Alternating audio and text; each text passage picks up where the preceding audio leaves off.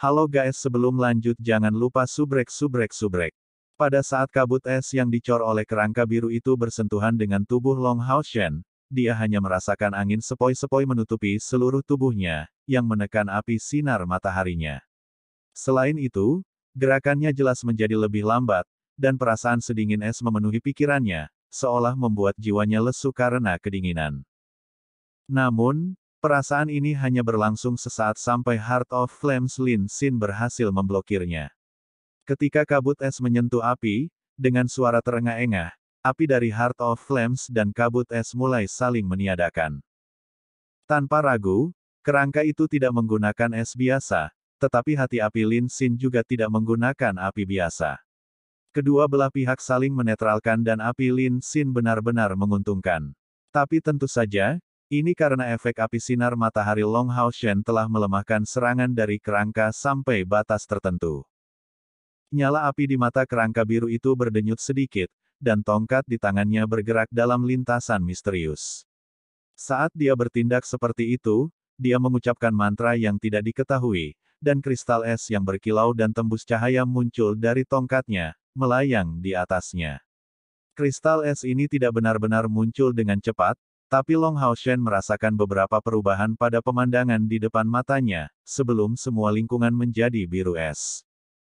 Dari sudut pandang lain, tubuh Long Hao Shen tiba-tiba berhenti sebelum segera dibenamkan oleh kristal es besar. Apa sihir yang kuat? Pada saat itu, anggota lain dari pasukan perburuan iblis kelas komandan ke-64 secara alami tidak menunggu, dan meluncurkan serangan mereka terhadap kerangka biru itu. Api dari Lin Xin Heart of Flames berbenturan dengan kristal es yang sangat besar itu, segera mencoba untuk melelehkannya, sementara Chaier, Wang Yuan, dan Sima Xian, serta Han Yu secara bersamaan berlari menuju kerangka biru. Gerakan mereka dipenuhi dengan pemahaman diam-diam. Mereka berempat telah berlari ke depan dan berpisah untuk mengepung kerangka itu, dan meskipun mereka tidak dapat menyerang dari keempat arah, serangan terkoordinasi mereka membuat kerangka biru itu sama sekali tidak mampu menahan pengepungan. Chen Yinger duduk di tanah, kedua tangannya di atas bola kristalnya saat dia melantunkan mantra pelan-pelan. Dua pancaran emas dan warna gelap yang aneh muncul dengan tenang, berputar di sekelilingnya seperti bola api. Fluktuasi energi spiritual yang mengelilingi tubuh Chen Yinger menghasilkan benang putih dari ruang di antara alisnya, memancarkan cahaya putih. Menghadapi serangan gabungan ini, kerangka biru itu sebenarnya tidak mundur, dan tiba-tiba mengarahkan tongkatnya ke tanah. Bang! Dengan ledakan dahsyat, kristal besar yang telah membekukan Long Hao Shen terbelah, menghasilkan kekuatan ledakan brutal yang melemparkan pecahan es yang tak terhitung banyaknya ke segala arah. Fragmen es ini tidak hanya diarahkan pada mereka semua, tetapi juga menghentikan semua orang di jalur mereka. Bahkan mengingat kultivasi mereka saat ini, mereka tidak dapat menolak. Belati emas gelap cair bisa dilihat, berubah menjadi banyak percikan cahaya di udara. Pada setiap dorongan, bola es akan dihancurkan, namun penampilannya terkonsentrasi pada Long Hao Shen. Bukan hanya dia, Wang Yuan, Sima Xian dan Han Yu juga melakukan hal yang sama. Melihat daya ledak yang kuat dari es ini, apakah Long Hao Shen baik-baik saja? Sepertinya tidak ada yang salah dengan Long Hao Shen. Setidaknya, dia tidak tampak terluka di permukaan. Hanya saja api merah keemasannya dan api dari Heart of Flames Lin Xin telah menghilang sepenuhnya. Ekspresinya tampak pucat, dan tubuhnya jelas tertutup es. Udara dingin yang intens menutupi sekitarnya dengan rapat. Dapat dilihat dengan jelas bahwa semua orang merasa seluruh tubuh mereka mati rasa. Faktanya, energi spiritual eksternal mereka telah meningkat pesat setelah direndam dalam cairan menggunakan kristal naga sebagai bahan utama. Meski begitu, energi spiritual eksternal mereka yang sekarang melebihi 3.000 unit tidak menghentikan tangan mereka menjadi kaku. Langkah ketujuh. Tanpa ragu, ini adalah tingkat kultivasi yang dicapai kerangka biru ini. Dan lebih jauh lagi, kendalinya atas sihir sama dengan keterampilan bertarung kerangka merah dari zaman kuno, sesuatu yang hanya bisa digambarkan sebagai sempurna. Teriakan Phoenix yang bergema berdering tepat pada saat itu juga, dan api merah membara dari Heart of Flames menyerang seketika, dengan cepat menangkal dinginnya udara. Sementara itu, Phoenix api biru membubung di langit, melewati semua orang untuk melemparkan dirinya ke kerangka biru itu. Lin Xin sudah tidak dapat memberikan pertimbangan lagi tentang serangan balik. Karena betapa kuatnya kerangka biru ini, semua temannya terpengaruh olehnya. Jika dia diizinkan memerintah secara bebas, akan sangat sulit bagi mereka untuk melewati persidangan ini. Anggota pasukan perburuan iblis ke-64 berkoordinasi dengan sempurna. Di tangan Han Yu, pedang legendaris merah keemasan terangkat, dan dengan teriakan, kilau merah keemasan yang intens menutupi seluruh tubuhnya. Kilauan ini segera membebaskan tubuhnya dari kekakuan yang mempengaruhinya. Ditutupi oleh warna merah keemasan, dia langsung menuju kerangka biru itu. Dengan tergesa-gesa, Sima Xian menempatkan dirinya di depan Long Hao Shen, menggunakan bola cahaya energinya, yang akhirnya selesai dimodel ulang pada bulan sebelumnya, untuk menghalangi jalan lawan. Dibandingkan sebelumnya, tidak ada perubahan nyata dalam ukuran bola cahaya energi, tetapi penampilannya telah berubah menjadi warna emas yang lebih gelap, memancarkan semacam aura yang mengerikan. Awalnya di tingkat agung, bola cahaya energi sekarang dengan mudah mencapai tingkat legendaris, dan jika bukan karena peningkatan energi spiritual eksternal yang diperoleh Sima Xian dari kristal naga, dia saat ini tidak akan dapat menggunakan senjata mengerikan ini. Dengan kilatan cahaya perak, Wang Yuan menghilang tanpa suara, dan cair juga menghilang seketika. 4 orang menyerang dan 1 tinggal di belakang untuk membela Long Hao Shen, ini adalah pemahaman diam-diam yang benar. Di depan Phoenix api biru, kerangka biru akhirnya kehilangan ketenangannya. Nyanyiannya tampak lebih tergesa-gesa, dan tongkatnya menunjuk ke tanah. Dengan 3 suara mendesing yang menusuk telinga, 3 kristal es yang sangat besar, mencapai diameter 1 meter, tiba-tiba menggali jalan mereka dari tanah, terjalin satu sama lain menuju Phoenix api biru. Sementara itu, cahaya biru es menyebar dari kerangka biru, membentuk penghalang transparan biru. Bang! 3 kristal es tebal secara bersamaan hancur berkeping-keping, dan rasa dingin yang memenuhi udara menghilang dalam sekejap. Phoenix api biru Lin Xin menunjukkan kekuatan serangan yang benar-benar mengerikan, dan lebih jauh lagi, intensitas Heart of Flames lebih kuat daripada es kerangka biru. Namun, kesenjangan antara keduanya sebagian besar didasarkan pada tingkat energi spiritual mereka. Phoenix api biru tidak bisa terus mendorong ke depan, dan berbalik dengan teriakan Phoenix teredam, kembali ke sisi Lin Xin. Dengan kilatan cahaya perak, yang pertama menyerang adalah Wang Yuan. Perisai jiwa surgawi raksasa miliknya dipegang seperti kapak. Mengandalkan kekuatan spiritual Staff of Spatial Gate, serangan Wang Yuan seketika, membentur penghalang yang melindungi kerangka biru itu. Kristal spasial yang diperoleh dari rumah lelang disempurnakan menjadi 2 bagian untuk digunakan Wang Yuan. Meskipun demikian, dalam kondisinya saat ini, dia hanya bisa menambahkan yang tambahan, jika tidak, kekuatannya akan melebihi batasnya. Namun meski begitu, perisai jiwa surgawi raksasa langsung naik ke tingkat legendaris hanya dari penambahan 1 kristal spasial. Saat pukulan perisai ini dilakukan, sosok perak yang sangat besar dan menakutkan muncul di belakang punggung Wang Yuan. Dengan ledakan keras, penghalang biru hancur berkeping-keping karena benturan. Meskipun demikian, kerangka biru itu terus menunjukkan reaksi yang luar biasa. Dalam situasi yang tidak menguntungkan seperti itu, tiba-tiba menurunkan posisinya, dengan cara yang sama seperti seorang skater, menggunakan kekuatan dari penghalang untuk menghindari serangan kapak Wang Yuan. Sementara itu, cincin es putih bersih tiba-tiba memanjang, dengan paksa mendorong Wang Yuan ke belakang. Han Yu tiba saat ini. Sepenuhnya berpakaian merah emas, dia tampak dalam keadaan luar biasa. Membidik luka yang hebat dengan pedang berat emas murni di tangannya, dia menelan kerangka biru itu seperti badai emas kemerahan. Sebuah suara siulan tajam keluar dari mulut kerangka biru, dan dinding es tiba-tiba muncul di depan Han Yu untuk menghentikannya.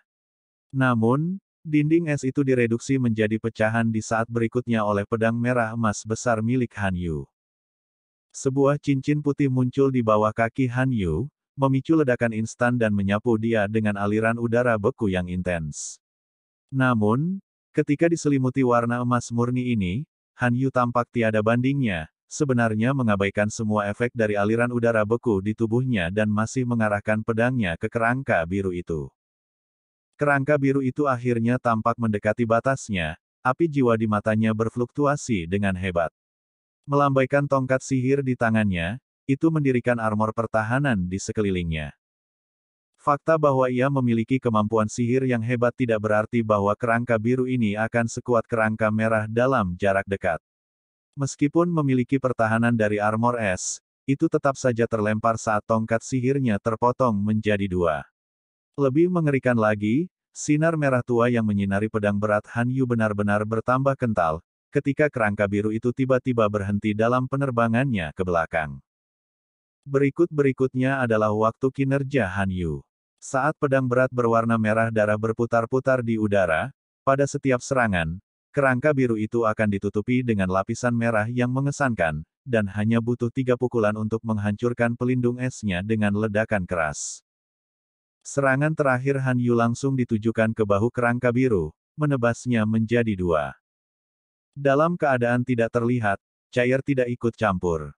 Karena Han Yu berhasil memberikan pukulan fatal terhadap kerangka biru, dia secara alami tidak perlu bertindak. Long Hao Shen secara bertahap kembali ke akal sehatnya.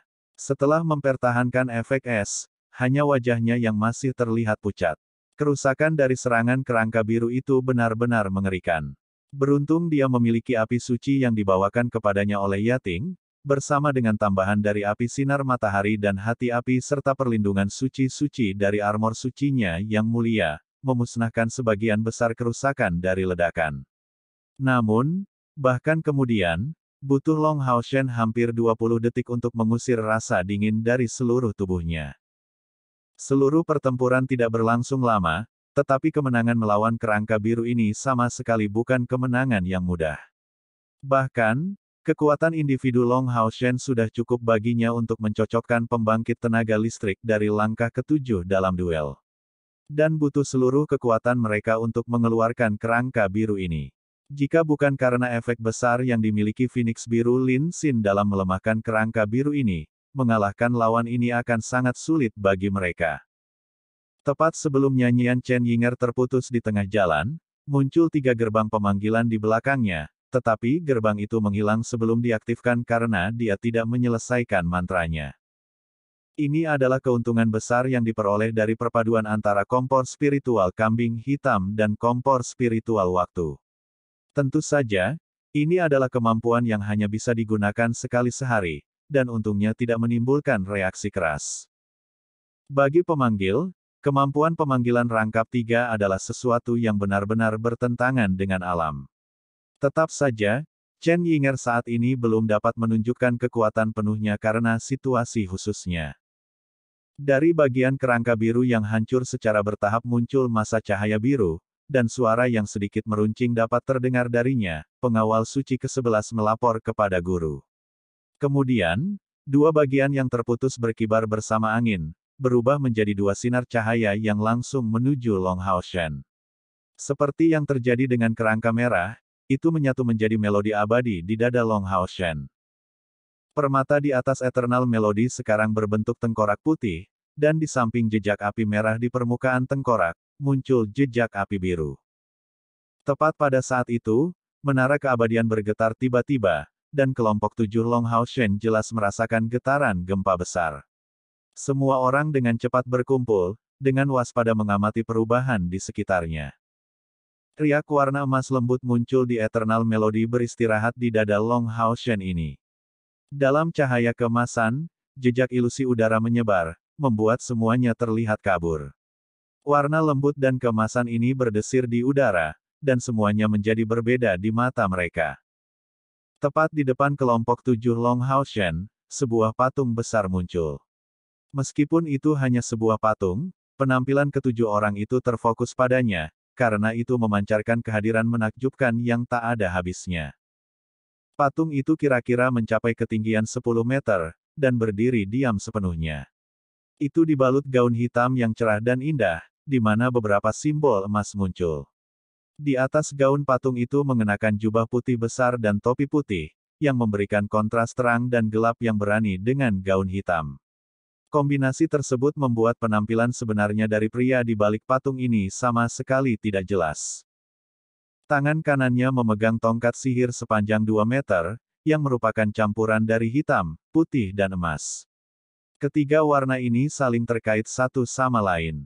Hitam melambangkan kematian murni, sedangkan emas melambangkan arti kemurnian dan kesucian, dan warna putih itu tampaknya terkait dengan kekuatan pemanggilan yang digunakan oleh para pemanggil.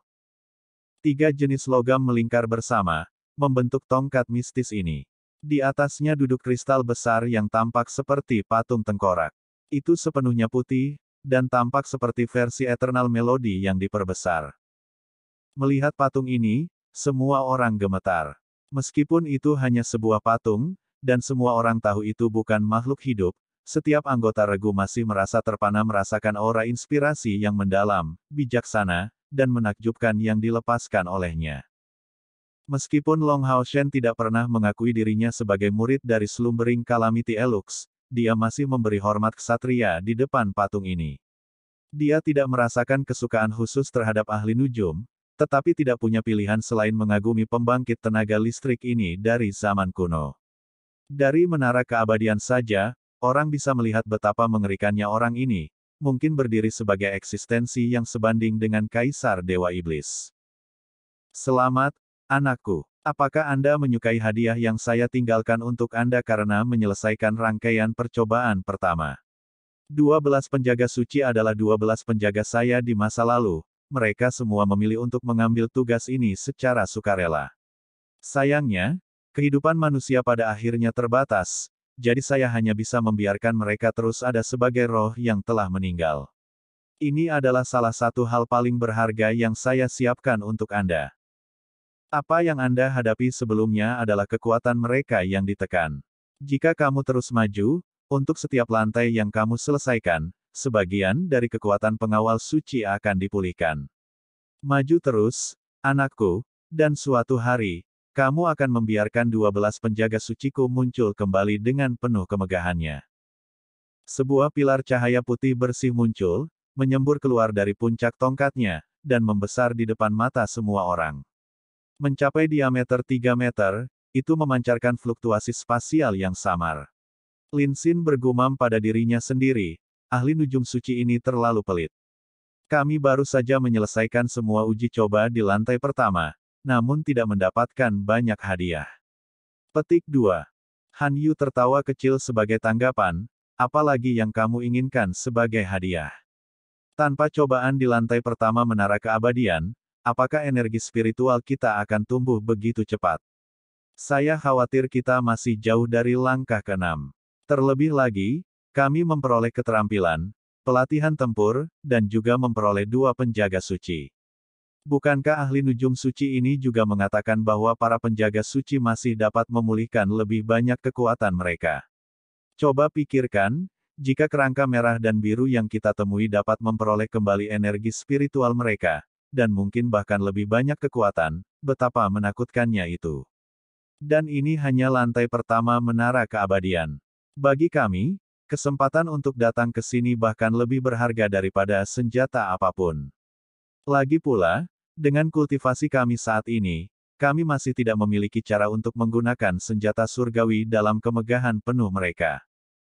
Semua orang bisa melihat kebenaran dalam kata-kata Han Yu, dan mengangguk tanpa menahan diri. Long Hao Shen berkata selanjutnya, begitu memasuki pilar cahaya ini, kita harus mencapai lantai 2. Apakah Anda ingin terus maju?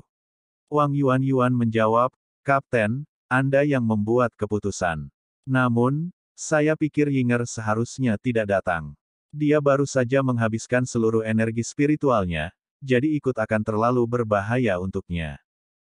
Long Hao Shen memberikan komentarnya beberapa pemikiran, dan menjawab, ayo lakukan seperti ini kalau begitu. Anda semua akan tinggal di sini dan saya akan pergi pramuka dulu. Dengan Hao Wei di sini, tidak peduli apa yang saya temui, saya dapat kembali tanpa penundaan. Hao Wei sekarang dengan malas berbaring tengkurap, karena Long Hao Shen tidak menyuruhnya untuk berpartisipasi dalam pertempuran sebelumnya. Saat mereka menghabiskan lebih banyak waktu di menara keabadian, Long Hao Shen mulai menghargai tempat ini lebih dan lebih. Jika bukan karena fakta bahwa operasi masa depan mereka sangat mungkin menghadapi mereka dengan bahaya yang lebih besar, dia sebenarnya tidak akan memimpin kelompok mereka untuk mengalahkan kerangka biru itu di sini, memberi mereka hadiah terakhir dari lantai pertama. Mengambil langkah maju, Long Hao Shen melangkah ke cahaya suci putih. Bermandikan cahaya suci dan murni itu, dia menemukan dengan terkejut bahwa semua energi spiritualnya yang dikonsumsi sebelumnya telah diisi ulang, dan dengan pancaran cahaya putih, dia muncul di tempat lain. Setelah melangkah ke lantai 2 menara keabadian untuk pertama kalinya, Long Hao Shen terkejut, karena tidak ada apapun di bawah kakinya. Di depan matanya ada pemandangan yang mempesona, dan di kedua sisi ada dua pilar yang melengkung ke depan. Namun, tidak ada substansi di bawah kakinya, hanya awan dan kabut ilusi. Pada saat itu, dia berada di dalam cahaya putih. Begitu dia melangkah keluar, dia akan secara resmi memasuki lantai 2 menara. Mencobanya, dia melangkah maju, menginjak awan putih itu. Tapi di saat berikutnya, Long Hao Shen tidak bisa menahan tangis kaget, karena dia merasa tubuhnya jatuh seketika, saat perasaan tanpa bobot memenuhi dirinya sepenuhnya. Dengan kilatan cahaya putih, pemandangan di sekitarnya kembali ke kegelapan, dan perasaan stabil muncul kembali di bawah kakinya. Namun, Long Hao Shen menemukan dengan heran bahwa dia kembali ke tempat dia meninggalkan rekan-rekannya, di aula lantai pertama menara keabadian. Kenapa ini terjadi? Long Hao Shen memiliki awal yang sedikit. Bos, apakah semuanya berbahaya? Bagaimana kamu bisa kembali begitu cepat? Sima Xian bertanya dengan rasa ingin tahu. Long Hao Shen perlahan menggelengkan kepalanya, kembali ke cahaya putih itu. Dalam kilatan cahaya putih, dia kembali sekali lagi ke lantai 2 menara keabadian, dan mulai memahami bahwa di lantai ini, penerbangan berkelanjutan akan diperlukan. Di mana lantai pertama melarang penerbangan, lantai 2 membuatnya mutlak diperlukan, karena tidak mungkin menyentuh tanah. Kali ini, setelah belajar dari pengalaman, dia merentangkan keempat sayap di punggungnya, dan menginjak cahaya putih.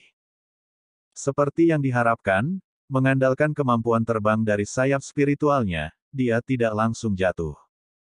Terbang ke depan dengan kesabaran, Long Hao Shen dengan tenang merasakan sekitarnya, menemukan kejutan bahwa sejak datang ke lantai 2, aura maut tiba-tiba menjadi lebih lemah, dan sebaliknya, aura suci menguat. Namun, bahkan dengan persepsinya, dia sebenarnya tidak berhasil mengintai jarak lebih dari 100 meter. Tampaknya ada blokade spiritual yang kuat. Tanpa ragu, melewati tingkat kedua ini akan membutuhkan dia untuk terus maju, sampai mengalami cobaan di lantai 2. Samar-samar, Long Hao Shen mulai memahami keadaan di lantai 2 ini, dan memiliki tebakan kasar tentang apa yang akan menjadi persidangan. Empat sayapnya membentang, dan dengan kilatan cahaya terang, Long Hao Shen memanggil Yating. Setelah menyatu dengan kompor Sein spiritual, Yating tidak lagi tertekan di dalam menara keabadian. Membuka 6 sayapnya, dia dengan cekatan melayang di atas bahu Long Hao Shen. Jangan terburu-buru ke depan. Aku hanya ingin kamu tetap dekat untuk mendukungku. Long Hao Shen bergumam pada Yating, sebelum melanjutkan langkahnya yang lambat. 1 meter, 2 meter, 3 meter. Ketika maju 10 meter ke depan, kabut putih tiba-tiba menyerbunya, dan tiba-tiba, 6 sosok muncul di sekitar Long Hao Shen, mengelilinginya sebelum melemparkan diri ke arahnya seperti sambaran petir. Seperti sebelumnya, ini adalah kerangka, hanya terlihat relatif kecil sambil membawa sayap di punggung mereka. Kepakan sayap mereka tampak transparan, menunjukkan kecepatan luar biasa mereka. Tepat setelah muncul, mereka bergegas menuju Long Hao Shen dalam kilatan cahaya putih. Long Hao Shen yang telah sangat waspada, tidak panik di depan penyergapan tiba-tiba ini.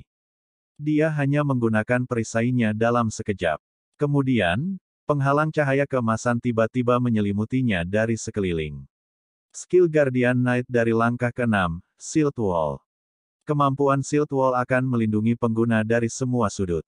Meskipun tidak bisa digunakan dalam kombinasi dengan Divine Obstruction, kekuatan pertahanannya juga sangat besar.